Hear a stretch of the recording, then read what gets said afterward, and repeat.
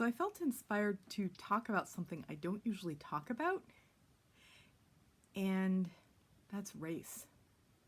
So my partner and I are different races. I'm multiracial, I'm black and white, but I also present as white. So that kind of creates its own kind of complexity. My partner is white, and we were watching a video and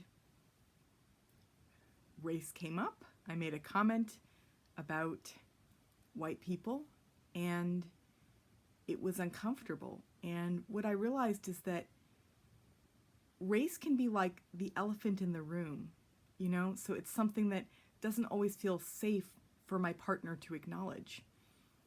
And something I keep coming back to time and time again is that it's actually really important to acknowledge and honor our differences so that they don't just become the elephant in the room, and so that we don't just sublimate a lot of different things that we're already feeling or uncomfortable about.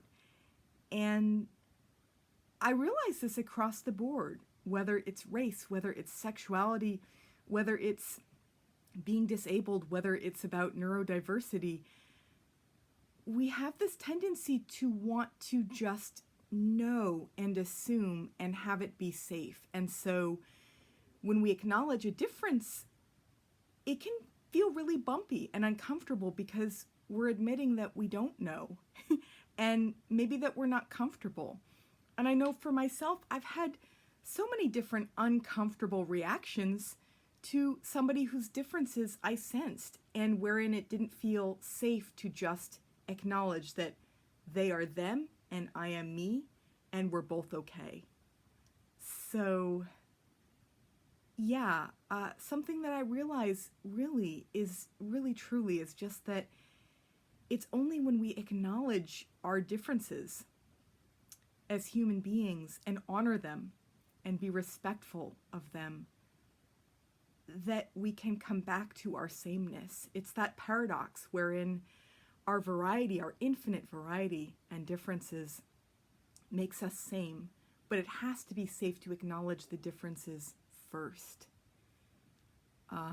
to bridge gaps and to make new connections. So I hope that this is helpful for those of you listening. I just really felt called to speak up about it and put it out there. So yeah, thanks for listening.